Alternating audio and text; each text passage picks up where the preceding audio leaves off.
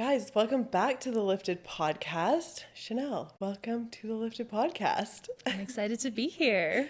Very happy to have you. So Chanelle owns a skincare medi-spa. Just got a new location and we went and checked it out. It's fucking amazing. It's gorgeous. I also have to show you the content because the content came out amazing in the content room. Oh, I can't wait to see. No, it looks so good. It's like Lighting. glowy, perfect, white. Everything's white in there, which makes it even better. So we have a lot to talk about. So we're going to jump right in. We're talking about healthy relationships. You're married. You've been in a relationship for a long time now. How 12 long? years. 12 years. Crazy. And you've been married for how long? 7 years. 7 years. Okay, so 12 years, 7 years. Oh my God. Okay. How did you guys meet? Tell me everything. So it's kind of funny. So we met when I was in high school. He was graduated. So technically he's my high school sweetheart. And I was waiting for the bus at Dalhousie train station. A friend of mine who was working close to where my parents lived, he was waiting for his buddy to come pick him up and offered me a ride, which obviously at 16, I was like, hell yeah, I don't want to take this stupid bus. And because he's a friend, we're kind of like joking and laughing, and his buddy pulls up in his car, and I'm just in that mindset of being around a friend. So I don't even think twice. I just jump in the front seat of this guy's car. And my buddy gets into the back seat, taps his buddy on the shoulder and goes, "Hey, bro, so I told her you would drive her home." And he looks over at me and goes, "Okay, I guess." I'm so glad you're thrilled to drive me home. And like, not to make things even more awkward than this guy, just being told he has to drive some random girl home, I look at him and I'm like, wait, he looks so familiar. I'm pretty sure I go to school with his brothers. And so I ask him, I'm like, hey, like, are your brothers Brandon and Austin? Looks at me like I'm a stalker almost and goes, yeah. And at this point, I'm like, Kate, shut up. Just sit here, be grateful for this ride. I'm like, oh yeah, I go to school with them, I promise. Like, I'm not being weird. Like, I'm not stalking your every move. You just look kind of familiar. And high school's the worst time to do that because everyone in high school is so fucking judgy. So they're like, don't be creepy. Why are you stalking me? And you're like, I'm not. Right? And I'm like, in my head, I'm like, play it cool. He's an adult. This guy's not in high school anymore. He's a grown-ass man. Like, oh, and he's older than you. yeah, by almost 4 years. So it makes you even more, oh my God. And in high school, if they're older than you, you're like, holy shit, don't fuck this up. Yeah, that might be cool. Be cool. It drove me home. I was like, thanks for the ride. He's like, anytime. I'm like, cool. So that with our first interaction, I'm like, I'm surprised that he was like, there's something special there. So after that, so he drove you home after that. How did you guys, because did he say something or like No. what? Oh. Yeah. So our mutual friend, his name's Allie, he was so determined for us to be together. Like, he was like convinced that we were soulmates, and if you know me and my husband, we are polar opposites to each other. So this guy saw something that I don't think anyone else would have seen. And he was coming to me at school being like, you need to talk to him. But I was like, no, I am a girl and I don't chase boys. He can text me. But then he would go to, my husband's name's Richie. He'd go to Richie and be like, you got to text her. But he was so introverted. He was like, no, like, that's too awkward. I'm not just going to randomly text this girl. So our friend is like, hey, great idea. I'm going to just set them up in a blind date. He texts me, hey, do you want to come hang out? I'm with a friend and I'm like, totally. Like, where do you want to meet? He's like, oh, come meet at this restaurant. I'm like, cool. I show up with my friend. I see him sitting at the booth. And then I see Richie sitting next to him. And I'm like, oh, okay. Be cool. So we sit down and I'm like, hey. And Richie looks at me and he's like, oh, hey. And I'm like, hi. At this point, I start blushing real bad. Like, I have rosacea and like any emotion shows on my freaking face. Like, I turn so red. So I start like literally sinking down in the booth and like putting the menu up in front of my face because I don't want to see this guy, or I don't want this guy seeing my face turn cherry tomato red.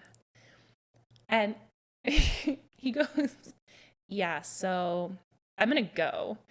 Gets up and leaves. And I'm like, okay, bye. You're like, I swear I'm not this like boring bitch. Why does this guy keep leaving? Man, I gotta be weird or something. Like, and our mutual friend's like, just stay here. I'm gonna bring him back. And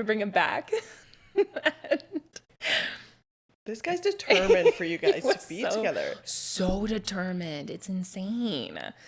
And I honestly, thinking back, I can't remember if he came back or if we just left. Truth be told, I don't remember what happened after that. I just remember him leaving. But then he started like poking me on Facebook. And for anyone who is like a child and doesn't know what poking is, there used to be a button on Facebook that you could like poke people and it would send them a notification saying you've been poked. And it was the cool thing to do back then. We would just poke each other. Yeah, people would do it all the fucking time. Yeah. It was so... What would that be equivalent to now for kids? Like, what would that even be? Like, almost liking people's Instagram. I feel like, you know, or like stories or something. It's... I don't even... Yeah, like, because it was like...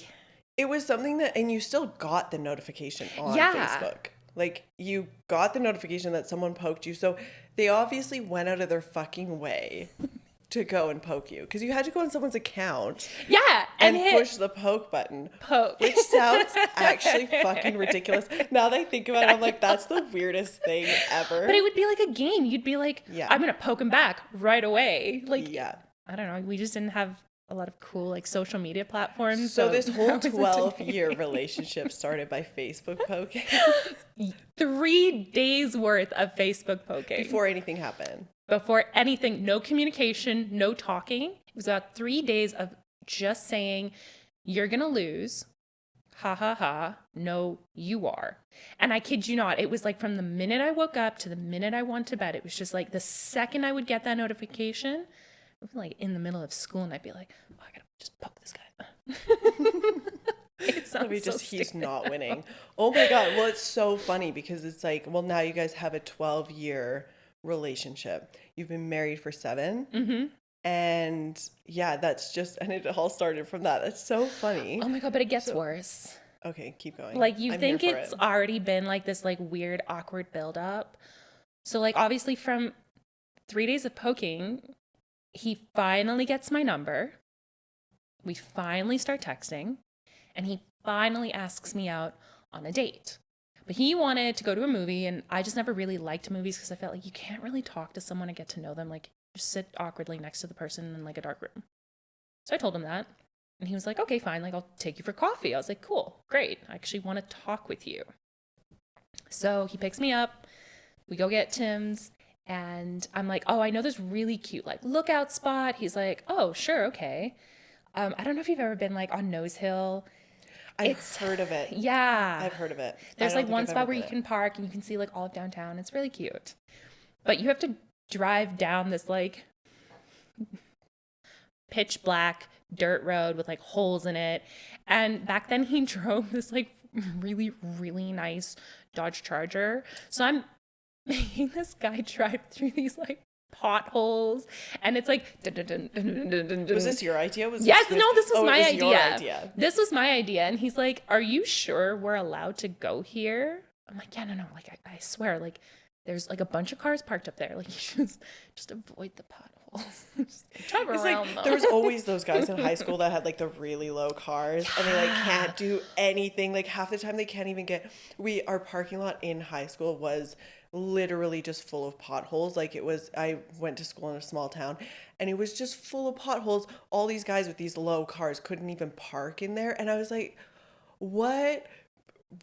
No hate to your boyfriend, but what the fuck is the point? I was like, dude, but like his car was his baby, and I'm like making him drive down this like dirt road. You're like, it's fine. Your car will be fine.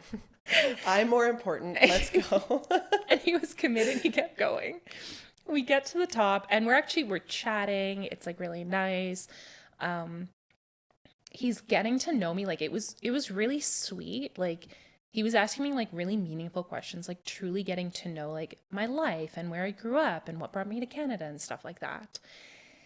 And at one point, as we're talking, I don't know, maybe I was just 16 and dumb. I don't know what consumed my mind in this moment, but I don't even remember what he asked me. But all I remember was my response was, and you know what they say about flexible girls. When I tell you this man looked at me like I just told him I had a third nipple or something. And he was like, okay, I think I should drive you home.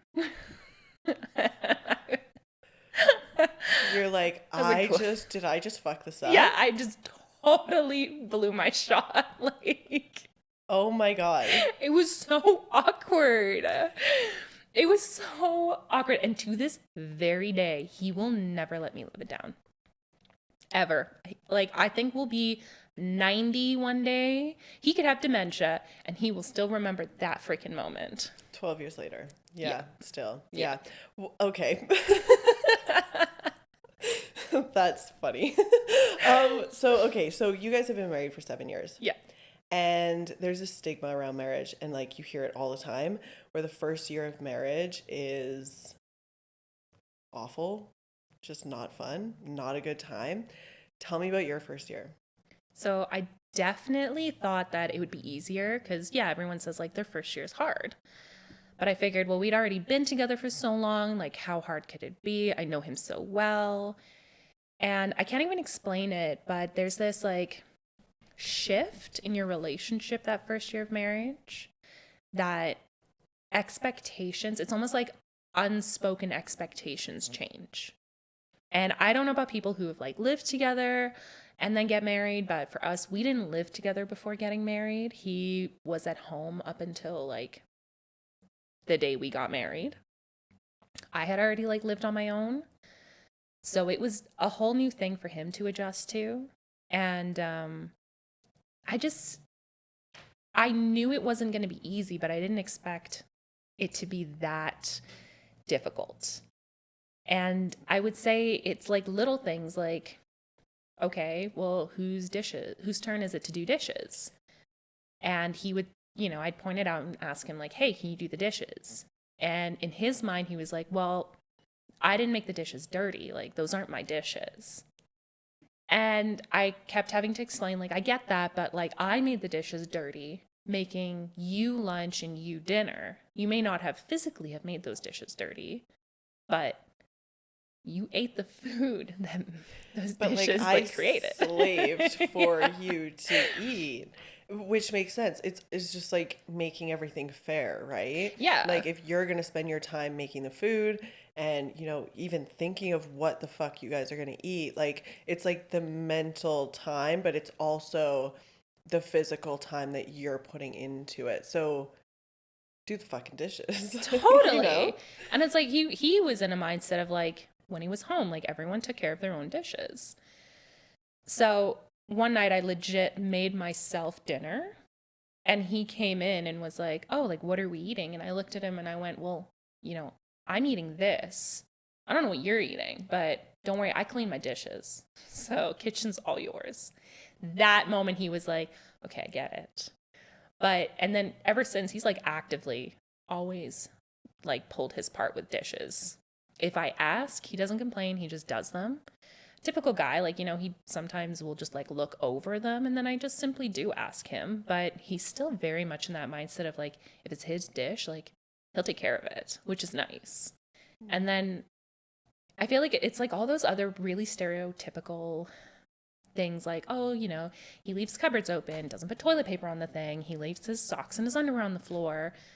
He doesn't help out. He doesn't clean, like all those really typical complaints people make about their spouse.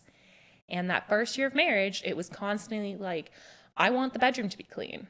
So pick up your socks, pick up your underwear, put away your dirty clothes, put away your clean clothes, make the bed. Like I told him what to do, clean the kitchen, clean the living room, close the cupboards, change, like Actually, you know what? I can't even talk about the toilet paper thing. He's probably better at it than I am, but I do know that's something a lot of people do complain about. Yes.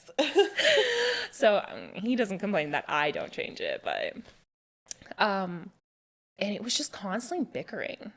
Like these little things just bothered me because I wanted us to live a certain way that made me happy, and he didn't care.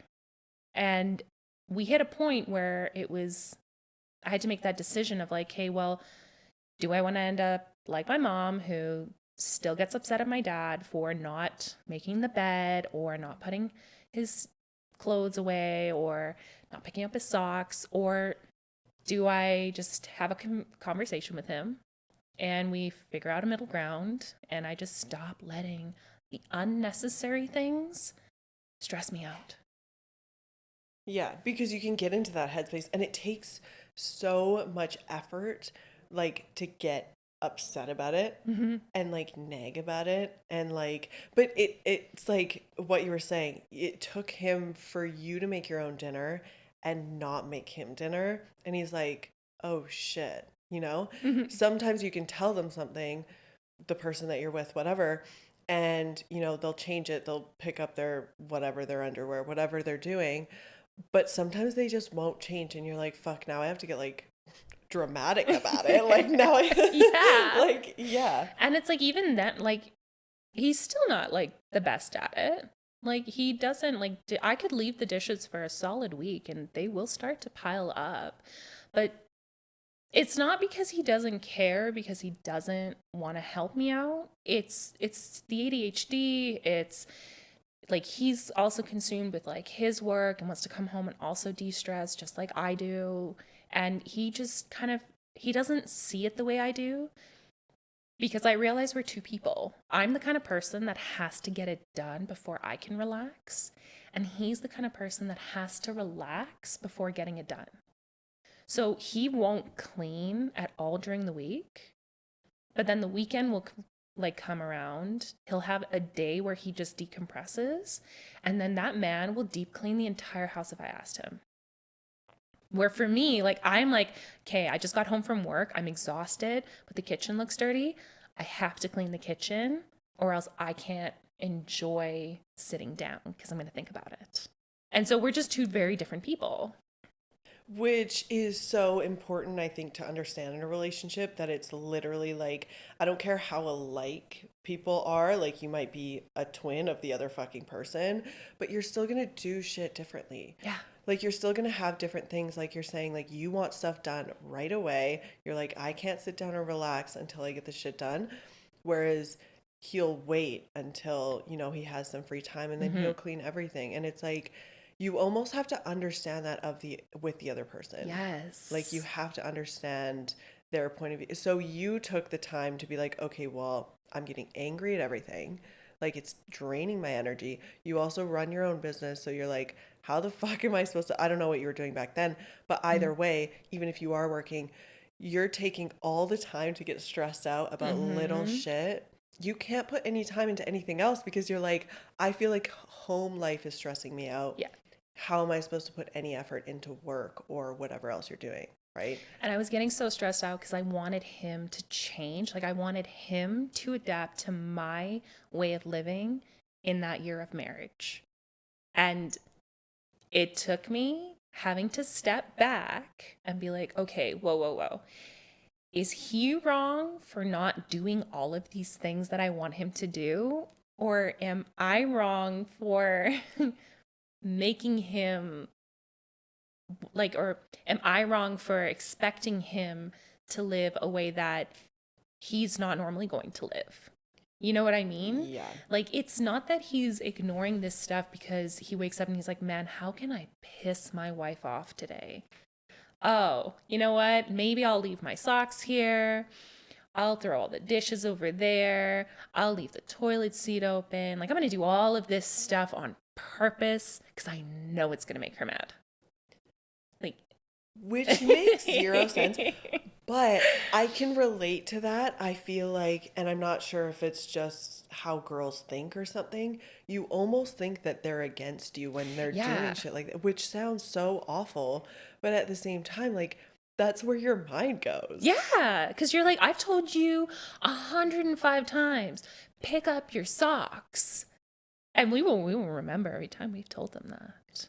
But to him, he's like, oh, like, sorry, I didn't realize I left my socks there after I got home and wanted to change and shower and, And it's like decompress.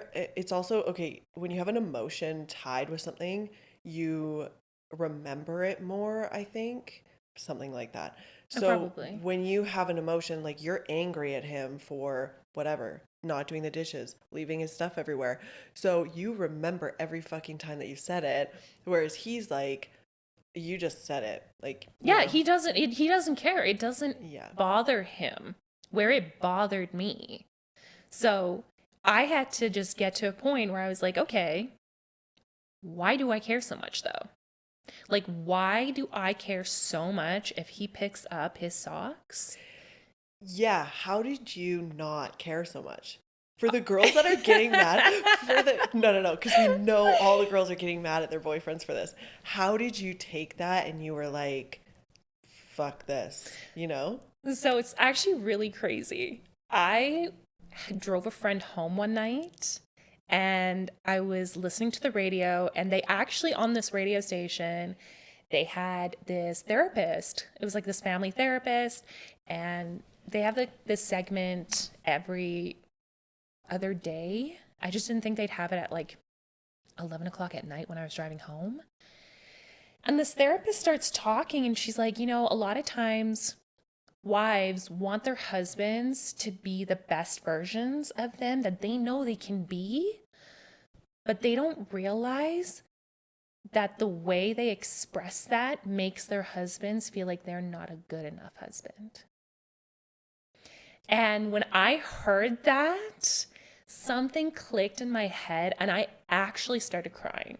Because I was like, for every time I told my husband, like, why don't you do this? Because I knew it would, he would be more organized. He could find a better job. He would feel better, like his health wise, if he did this instead of that, ate this instead of that. Like, I actively thought about these things and was like, well, if he had a headache, like take a Tylenol. But he doesn't care. He'll be like, I don't want a Tylenol. But then I get upset that he wouldn't take a Tylenol. And that's like a fault on me. Like, I am a control freak.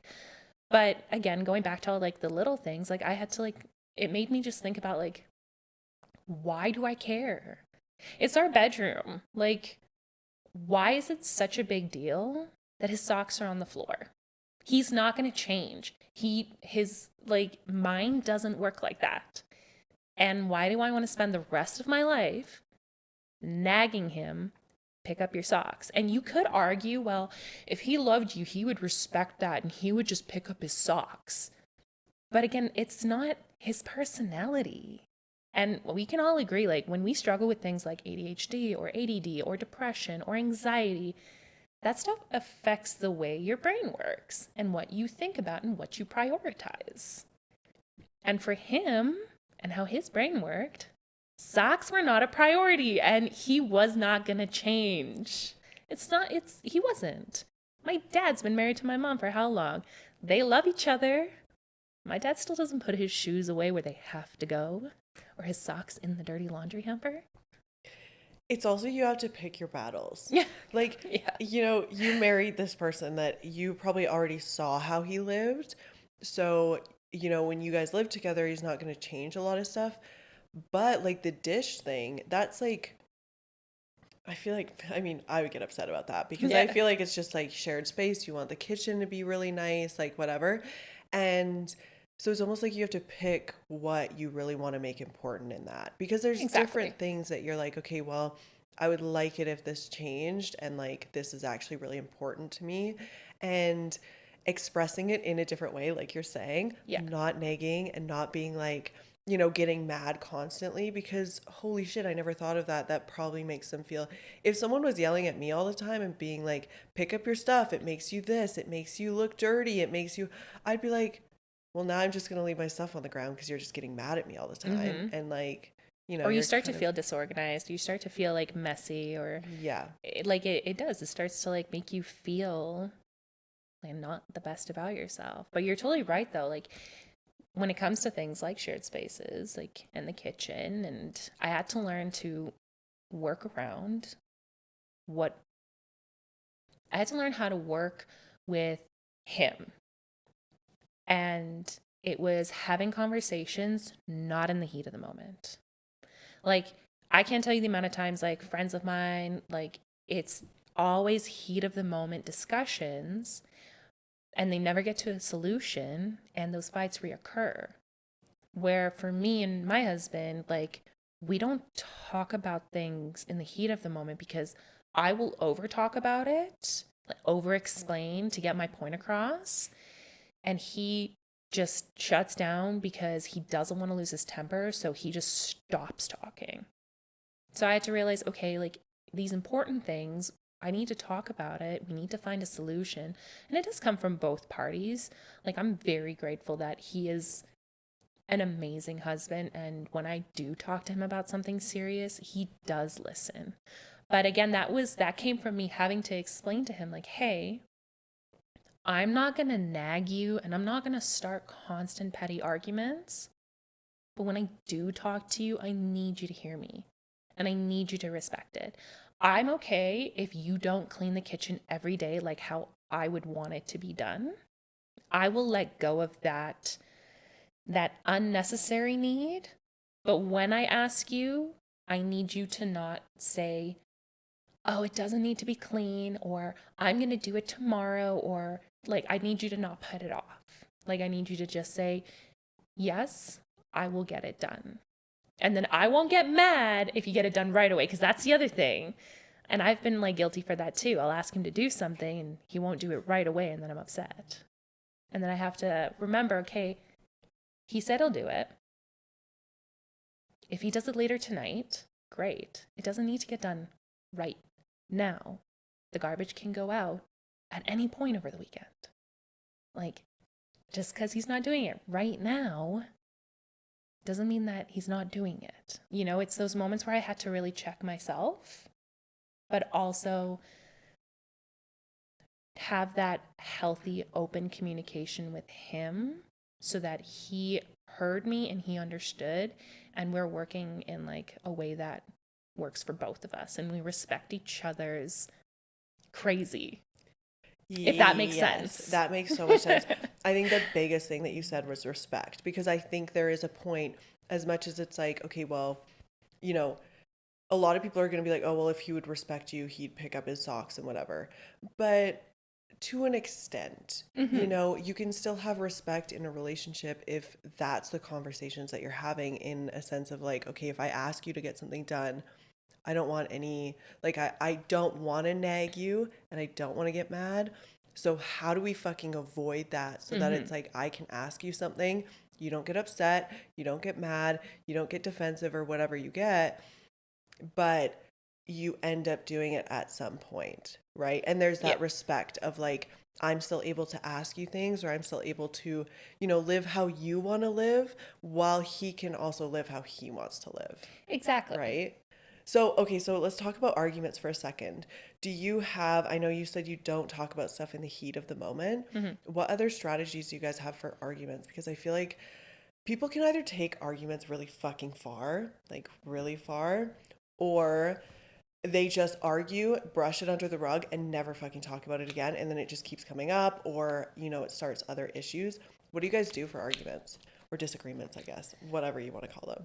I think one of the biggest things that we do, and you know, again, it took us like years of figuring this out, but we try not to have the same argument over and over. And I think that comes from us not fighting in the heat of the moment. We have our times where obviously that doesn't work out because something really, really pissed us off.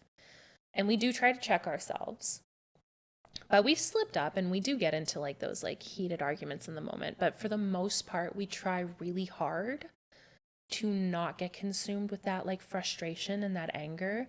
And a lot of times to like just acknowledge that when you're in a relationship with someone and something triggers you, I feel like 9 times out of 10, it is other frustrations that will just come out then. Like, yeah, that one thing pissed you off, but you're going to be extra angry because you've also had this and this and that go wrong in your day or in your week that you're also really, really frustrated about. And this is now your outlet. Like, I know a lot of times people will say, like, you know, you fight with your spouse because it's your safe space. But I feel like, yes, he is my safe space, but I also have to respect him. I can't just let all of my anger out. I can't take it all out on him because that's not fair. I have to think about that. So in the beginning of our relationship, when, you know, typical early points, like we all fight like crazy at some point. We actually like came up with this like really childish thing, but we still do it to this day, where if we're having a really bad fight and it's really clear that like neither one of us is agreeing with the other person, or it's kind of dragging out, we do this thing where one of us will say, can we start over? And for the last 12 years in our relationship, we have respected that to the point where if one of us says that, that means we are dropping it and we are moving on. You can't agree to that and then bring that up again. If you don't agree to it, then it's okay, we're just not going to talk for a little bit, but we're going to come back to this later. And we've just always had this like mutual respect that again took years to build up, but we don't lose our cool. We try and respect how the other person handles an argument. And if one of us says that, it's like our little code, we don't break it. It's the same thing, like we don't lie to each other. We can have our little white lies. But if we say, swear in our relationship, you cannot lie. Doesn't matter what you did. You can't break it. And we don't use it all the time. There's things where we will let each other get away with it. If he knows that I overspent money on something, he'll let me do it. I'm just a girl. Yeah. Oops. Tap the credit card, Jody. But if it was like something like really serious, like there's been times where I've just tried to prank him and it'll catch him and he'll look at me seriously and be like, do you swear in our relationship? Instant prank over. I have to admit that no, like I'm joking. I'm not being serious. You know, as much as that sounds like really childish, I think it's so smart. And I actually think that the world is almost going back to, us being like children, and not in a sense of like, I just think it's getting less serious. Because I think we're actually understanding that like we need to communicate like our emotions, our feelings, whatever the fuck we need to do. And we need to think of ways, like you're saying, like swear on our relationship. Like that sounds like something you would say when you were kids, right? Mm-hmm. Like swear on my mom's life or swear on whatever it is. And I think that's actually so fucking smart. Like if I think about it, because you should have that respect. Like realistically, you guys shouldn't lie to each other. And if you ever think that they are, you should have something to say that is like, well, it kind of takes the seriousness almost out of the situation. It makes it feel not so serious. Like, you know, if you were thinking that, you know, he's lying to you or whatever, and if you ask him, I don't know, are you lying to me? It sounds so serious, and he's probably going to be like, oh shit, like she's mad at me and get really defensive. Whereas if you're just like, oh, swear on our relationship, it kind of makes it more easygoing, I guess. And it comes from a place of like being really genuine. Like, okay, we're not just dicking around. This isn't a joke. This isn't as nonchalant, maybe. Like, I need to seriously know, but in a way that it's like, this could hurt me. Like, you know, it's serious, but it's not serious. It's like, it's serious, but I'm prepared for the seriousness. Yeah. And that's why I'm asking you. It comes from like a place of vulnerability. Mm-hmm. Like, when we say that, it's like, okay, but like, I need to know for my own security that what you're saying or what you're doing is not true or true. Yeah. So I think like over the years, like with like our fights, we've just figured out ways again that work for us. And that all comes back to like that healthy communication. And a lot of times that communication had to come from my part, because I grew up in a family that was very openly communicative, like very open with communication, a little too open. They'd scream at each other when they're mad. But he came from a family that they weren't like that. They don't do confrontation. Like if they're mad at each other, it's more so, okay, we're just going to leave it alone until it just kind of like dies down and we move on from it. So a lot of times I had to be the one that had to be like, okay, no, we do need to talk about this, but I'm going to respect the fact that you don't want to talk about it right now, but we do need to talk about this. We can't just pretend like this didn't happen. Or, you know, a lot of times I think in relationships, heat of the moment, you get really, really mad. You don't actually come to a solution. Then the mad goes away, and then you just kind of keep going on with life. And it's like you never actually dealt with the problem, but you're not mad at each other anymore. But there was no solution for that problem. And so what happens is it comes up again. And it's just this vicious cycle of like constant arguments over this same thing. This is such a random question. Do you think that being a business owner and having your business, like, I mean, you were already communicating, but do you think it's made you better at communication in all of your relationships? Do you think it's helped? Oh, absolutely. My growth in my relationship, because I started my business in my second year of marriage, my growth in my relationship definitely allowed me to become a better business owner, because realizing like how to function in a healthy relationship, it goes into all your relationships, your friendships, your relationship with family, your relationships with clients. Like, it's having that ability to step back from a situation and seeing it from both parties' perspective. There's been times where like my husband has been in the wrong, but I've had to step back and see it from his point of view to understand why he did it or why he's that upset. And then I have to calm down. And it's the same with like work. Like there's a lot of situations where I could just, you know, stick to my guns.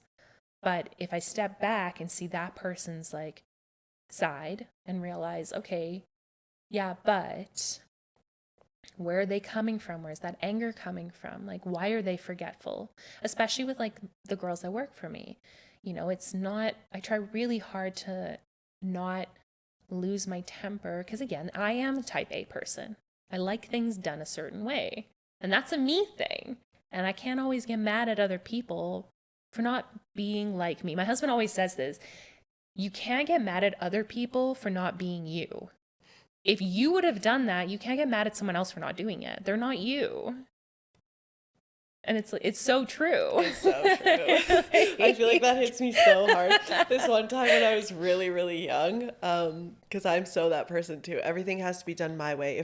When I was young, if it wasn't done my way, I would throw a fit. My parents couldn't even, they would make me like waffles or sandwiches or whatever. If they cut it in the wrong way, I know, I literally lost my shit. And this one time my sister was like, you know, the world doesn't revolve around you. It doesn't always have to be your way. And I kid you not, I just started bawling because I was like, really? I was like, no way. Yeah, no, I think that's why like a lot of So I get that. a lot of problems in my life is because like I get upset. And so it's funny because if you were to look at like our bedroom, like my side, there's no clothes on it. Some days I'll make the bed, some days I won't make the bed. His side, it's a mixture of dirty clothes, clean clothes, on the floor, in the hamper, on the chair. Like, he lives his life. That's how he lives his life. And it's like, I don't care. It's our room. Like, if it bothered me to the point where I wanted it clean and I asked him, he'd clean it. But on a day-to-day, like, whatever. I'll leave it. So after 7 years and 12 years of being together, just for myself, how have you kept the spark alive? Myself and all the girls that are in like 7-year relationships that are like, oh my God, our spark is not alive, you know? So he is to this very day still my absolute best friend. My aunt, before I met my husband, I was dating another guy at one point that I was like, oh my God, like, I think he's the one. You know, I was 15. And my aunt looked at me and she's like, so you can see yourself marrying him and having babies with him? And I looked at her, I'm like, no, like, I don't know. Like, I'm 15. I don't think about that. And she's like, well, every person you date, they're either the person you marry or they're just someone you're going to break up with. And I was like, well, when you put it like that sounds so depressing. Like I had never thought about it because it's true. It's either the person you're going to spend, the one person you're going to spend the rest, well, hopefully one person that you spend the rest of your life with, or it's just another person you're going to break up with eventually. And that hit me so hard to the point where I think there's actually like scientific proof for this. It takes someone 3 years to fully get to know a person. So I think that's why a lot of relationships, they hit that 3-year mark and you either make it or you break it. Because at that point, you know them in and out, pissing you off. You may or may not still like them. Like, I don't know, but for us, like, we almost broke up. We hit our 3-year point. We were fighting so bad. We couldn't see eye to eye with our futures. And I will never forget, we actually went for a drive. I for sure was like, this is it. Like, we're splitting. There's no way we're like getting through this. Like, we cannot get on the same page. Was this 3 years dating? Into dating. Okay. Yeah. And we're sitting in the car and he looks over at me and he straight up says, so I was going to break up with you tonight. And I'm like, well, do it then. Like, yeah, I this don't is care. a great start to this conversation. I feel so comfortable. Trying to like, choke back tears, trying to be tough. And he goes, but I was talking to my mom and I was telling her how like, we keep fighting, we can't see eye to eye, and how I was thinking about this. And she looked at me and said, well, do you still love her? And I said, yeah, but, and she said, no, there's no but. If you still love her, then figure it out. And that night, we like agreed that we would not force each other into situations that the other person didn't want to be in. Like, we didn't have to grow together. Like, if I thought this was the perfect life plan, but he didn't, he didn't have to do what I wanted to do, and I didn't have to do what he wanted to do. We just needed to keep up with each other and support each other's goals, regardless if we like agreed with them or not. And we also agreed to always remain best friends, like above everything else, because that was something that my aunt had told me. And I, in that moment, was like, okay, maybe there's something to this, and like, I'm more mature. At that point, I was 16, so like 19, almost 20. That was, yeah, it was right. Like, I had just turned 19. And so I had understood that advice my aunt had given me a little bit more. And we've stuck to it. We have remained best friends, and we support each other's stupid ideas. Like me telling him that I wanted to drop out of school to open up a business. He was like, do it. I'll pay the bills. Follow your dream. When he comes to me every 2 years and tells me he wants to drop a couple $1,000s on upgrading his gaming system, I say, do it. That's your money. You work so hard for it. You love video games. Go for it. I tell him that I'm going to go to Vegas on a work trip. I want to go to Mexico with my mom. I want to go to the US for a weekend getaway. He doesn't want to go? That's fine. He says, go. Like, do it. Go to Vegas. Go into Mexico. Go away for the weekend. Do what you want. He always says go. He tells me that he wants a full man cave. Like, okay, cool. I spend a couple of years on his birthdays and Christmases adding to his like man cave, couch, TV, stuff like that. Like, that's his passion. I support that. Like, we never shit on each other's crazy ever. And with the whole best friend thing, literally perfect example today. I started my period this morning. I was miserable. All I asked was this man bring me this really gross gummy thing, like candy thing that I really, really like from the gas station. And I don't even think you'd know what I'd be talking. Have you ever seen those gummy burgers? It looks like a Oh, burger, but it's a gummy. yeah, of course I've seen those. Yeah. I think we used to get like mini versions of those. Yes. Are they small? You We get a used giant one at a a gas station where I live. Like it's Okay, like this yeah, big. see, we got the mini ones when we were like trick or treating. Best fucking shit ever. I don't even think they taste like anything, No, but they're so they're good. so good. So all I said was, I want one of these, like the bigger burger things. That's all I wanted. Okay. This man comes home after work with 3 packs of those candies, 3 full packs, and a box of cookies. Cause he's like, just in case you wanted like some extra. You're like, obviously I want the Yeah. extra. Of course I'm gonna eat the cookies. Are you kidding? Like, it's not, I think people always think that like keeping that spark alive is the big romantic dates, the fancy weekends away, the expensive dinners, the big grand gestures. But those get old so fast. And especially in this economy, like the idea of spending over $100 on dinner, I don't care how good that dinner is. Like, no. Yeah. I actually 100% agree with you. I think that it's so overrated. I think it's so much better to have like the little things. Oh my God, this is actually the funniest story. I have to tell this the other day because it's like the same kind of thing. So I always eat sauerkraut on my sandwiches.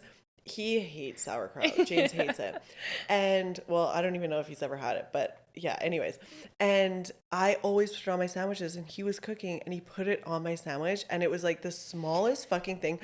I kid you not, I almost cried. I was like, why is, but it's those things that you're like, you remembered that I liked it. You put it on mine and you didn't put it on. I don't even think he likes the smell of it. So you had to go through that just for me to like be a little bit happier with what the food was or whatever it was.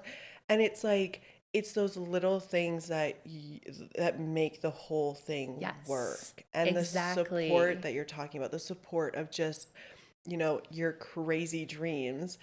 And they're right there being like, no, like this is, you can do this or whatever it is, you know? Absolutely. Like I remember when I was younger, like I wanted flowers. And one time he bought me flowers and I loved them, but it was like over summer and I had left them in his room because I don't know, I was lazy to take them back to my house because then you had to transport it. It's got water in it and all that stuff. And they like eventually obviously died and I never took them home. And he looked at me and he was like, I'm never buying you flowers again. And I was like, excuse you, that's your job. Like, you have to buy me flowers. And he's like, no, like, look at how quickly they died. And those roses cost me a lot. Like, it was a big bush of like pink roses. He's like, I'd rather buy you something else. I think that was a waste of money.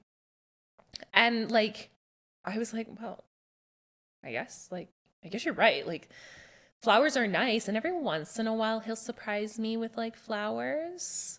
Like, and I'm talking like maybe once every couple years. But he will always, always, always, always grab me chocolate at the gas station or a bottle of Coke, or my birthday every year, he does something special. Balloons, birthday signs, giant teddy bears. Like, I've never had a dull birthday with him. Anniversaries. He isn't a social guy, but anniversaries, he's like, what do you want to do? I'll do it. No complaining, no nothing. Whatever I want to do, he will do it. And again, that comes from a point of like mutual respect. He's respecting that I do want to go out. And I also respect that that's not something I'm going to force him to do every single month. Because it loses its, I don't know, its spark. Like, I feel like they just become just dates. Like, it's not as special then. Because you force them into doing those things and you look over the little things, like making you a coffee or cleaning the kitchen without you asking, or buying you a little chocolate bar. It's those little things that we don't actually appreciate. And so they stop doing them because we're too hung up on the big grand gestures. And when you're in a healthy relationship like you guys are, it's like he's not buying you flowers to cover up bullshit, No. you know? It's not last minute, like, shit, I didn't do anything for her. Like, best I can do is grab flowers. Yeah. Or like you guys fought the night before, so he's buying you flowers to make it up. It's like, that's not going to fix it, you know? Yeah. Like, realistically, I hear a lot of girls that like, oh, well, you know, we got in this huge fight and like he was an asshole and he did all this stuff, but then he bought me flowers the next day, so it's fine. Yes. And you're like, that just doesn't cover up what just happened. First of all, you guys didn't talk about it. You didn't fix it. Second, he just bought you flowers that are going to die in like a couple days. I understand where he's coming from with the flowers. I feel like flowers are so fucking overrated. I don't know. I felt like I was the only girl that thought that because we're literally just taught that like guys always buy us flowers and whatever. And I'm they're like, expensive. Like, they can be like up to $100. yeah. I don't know about you, but I could take $100 and spend it on a lot of other stuff. Honestly, give me the $100. Give I me the will $100. literally go do anything else. Get my nails done. I don't care. But like, don't spend it on that. You know? Like, yeah, it's cute every once in a while, but at the same time, like, I'm the worst with flowers too. They'll just die. Mm-hmm. They will just die. And they will just die anyways. Yeah. Like, buy me a plant. You know, then maybe I'll keep it alive. I don't know. But it is actually ridiculous. And they always do it to just cover up shit. I think when it comes to a relationship, you have to be very conscious on what you put energy into.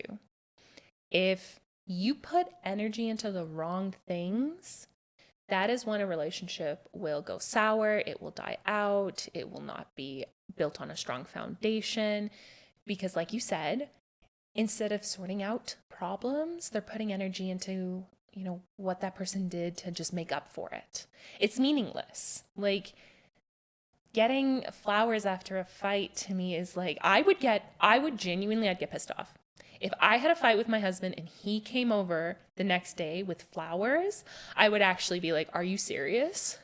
I'd be so dramatic. Like, I'd like throw them off the balcony. Like you can tell me like, oh, that's so mean. Like, he bought you flowers. I don't care.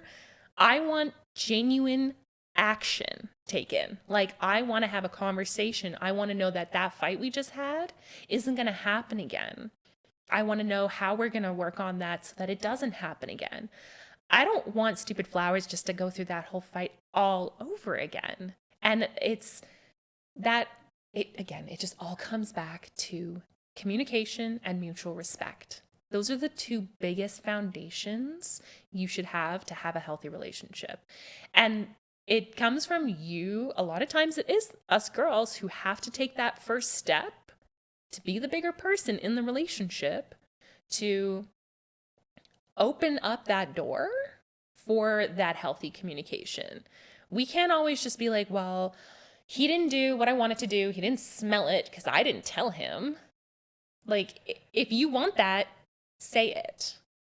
Like, don't sit there and be upset. Well, he didn't come to me and apologize to me and tell me he wanted to fix it. Go to him. Like, go fix it. Why are we sitting back and waiting for them to come to us and waiting for them to do things that we never told them we wanted them to do? I would wait eternity. I love my husband to bits, but like, his brain doesn't work the same way mine does. I actually think you're so right. Like, I never even heard it put that way, that I think women, like, sometimes I don't want to say that they run the relationship, but like, in a sense, we kind of do in the communication side, because I think women in general, sometimes, don't get mad at me for saying this, but I think women are more particular about shit. Mm-hmm. I think what we want is we want to live our fucking life, but we want to be supported while we do that. And we also want everything to just kind of flow and work. And in order for us to do that, we have to communicate. We have to say what we fucking want. And we have to basically, yeah, that's pretty much it. And once you do that and you're not just sitting there like, oh, well, he should know. He should have known. Yes, it's that. Well, he should know. He should have known he had to do it. Like, and also like putting yourself in the other person's shoes. Like, yeah. You were saying before, like, you know, people go through other relationships before they're in that relationship that you guys are in. So, you know, maybe they had an ex that didn't care that their socks were everywhere, or they didn't care about the fucking dishes. So it's like, you now have to be like, no, no, no, I fucking care because that changes my life, or it affects my life this way. It's like, you have to explain that. Otherwise, they're never going to fucking know. And they were probably never told that. Or, you know, their ex probably did different things or did things differently. And it's like, no, I don't want it done that way. Or I don't want that to happen. Or I don't like it when you do that. Or whatever it is. It's like, you have to express what you actually want in order to get what the fuck you want, you know? And like you said before, like, we also have to stop being naggy. There is a difference between nagging and openly communicating. That in the moment bullshit, it doesn't work. They don't listen. I wouldn't listen. If I got into a fight with someone because they were upset with something I was doing, in that heat of the moment, I'm going to want to be defensive. I'm not going to want to be like, oh, you know what? They're right. I shouldn't do that. Like, we have to stop pushing our point of views in the moments in our relationships. Like, wait a couple days, go for coffee, talk about it in a mutual field. Like, talk about it in a setting where both of you are able to communicate, hey, so I don't appreciate when you do this. And then the other person can, you know, reciprocate and be like, well, I'm sorry. I didn't intend on that to offend you. And then you have a healthy communication and hopefully you can sort it out. But when you're in the moment and you're like, well, you did this, and then you start telling them all how they have to apologize. And then you start bringing up, well, 2 months ago, you also did this. And then it just like spiral. It's like, oh my God, I don't really know if I can explain this very well because I saw it a long time ago, but I think it was a therapist or someone that said this, that like when you're in the heat of the moment and you're not talking about things and kind of sorting through things, it's almost like literally dishes that are like piling up, like dirty dishes, because Yep. you're now like, oh, well, you did this 2 months ago, and then you did this, and then you did this, and you're Yep. just adding on to and you're not even looking at what the actual problem was. You're now just looking at all this other shit. Whereas like if you're doing it like you're saying, like you wait a couple days, then you actually fucking talk about it. And you can also wait a couple days and be like, okay, first of all, how does it affect me? And does it affect my life? Like, do I even need to have this conversation, or should I just like fucking chill out? And if it really does affect you, that's when your partner should respect it. Yeah. When you're like, okay, this is actually affecting my life. We need to sort this. How are we going to sort this? And if they don't reciprocate, that's when you're like, okay, is there respect? You And know? is this the relationship for me? Yeah. Because that's the other thing. You can't force respect. If you're in a relationship and there is no mutual respect, there is no healthy communication, I'm sorry, but it's not going to just magically appear. Yeah. And going back to what my aunt said, it's either the person or that's just another person you're going to break up with. And like I am personally, don't drag it out. Like, I truly, I do believe in like true love. 100%. And I get into arguments with people about it all the time because a lot of people don't. They don't believe in it. But I 100% believe in true love. And unfortunately, I don't think everyone finds their true love. But I do think we should have the ability to know whether or not we're like happy in our relationship. And if you're not happy, if the happy times don't outweigh the bad times, what are you doing? But I think people know. They Like, do. I think if you bring it up and you're questioning it, you shouldn't question it, you know? Like, I feel like people just know, you know? And I feel like they almost, if you're like, okay, well, are you actually happy? They'll make excuses for why they're actually happy, but they know that they're not happy, you Yeah. know? Like, you definitely know. So going off of that, what is, if we've got, because I'm sure we have a ton of girls that are struggling in their relationships right now, and not to say that everyone's like struggling in their relationships, but there are so many fucking toxic relationships. And I know we talked about that before, is that there's so many toxic relationships. There's people that aren't happy, they don't know how to get out of it, or they just don't even know how to fix the problems. What is your best advice for people that are in those relationships? I think you have to ask yourself, is this person my best friend? If you don't see yourself having a best friend relationship with your significant other, I do not think that is the person for you. Because if you can't treat your significant other the same way you would treat your best friend, what are you doing? Like, if I'm not going to get mad at my best friend for that, why am I going to get mad at my husband for that? If I wouldn't treat my best friend like that, why would I treat my husband like that? So if you can't answer that question, and I know a lot of people joke about it, that they like love their best friend more than they do their significant other. If you do, then you got a great best friend. But I genuinely do think your significant other should either match that or be above that.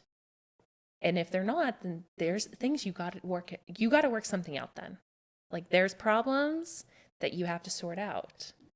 But best friends above all else. And I can truly say that after like 12 years, he is my absolute. He's the first person I will send a picture of my nails to. He indulges me. I'm sure he does not care. He actually picked my nail color like for August, because he always said that I pick boring colors. And so he went and picked rainbow colors. That's like, funny. But I love that. And like, I didn't go, no, I don't want to do this. I went with it. I got the nails. I hated them. I hated them so much. They were not my personality. But he picked them. So why not? It's fun. You have to be best friends with your boyfriend, your girlfriend, your husband, your wife, whoever your partner in life is. You need to have just as much fun with them as you would with your best friend. Or else it's a miserable life. Like, when you think about it, whoever you end up with, you're going to be with them for a very, very long time.